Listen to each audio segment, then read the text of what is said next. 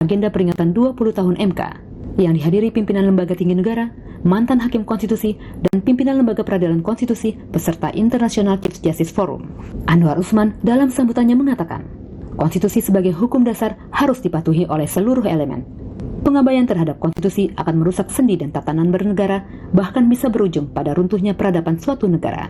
Pengabaian terhadap konstitusi akan merusak sendi bernegara, bahkan tatanan kehidupan bernegara dapat rusak dan menciptakan perpecahan yang bisa berujung pada runtuhnya peradaban suatu bangsa. Oleh karena itu, perkembangan tentang bagaimana pentingnya konstitusi dipatuhi dan ditegakkan menjadi fase berikutnya yang menarik untuk dipelajari.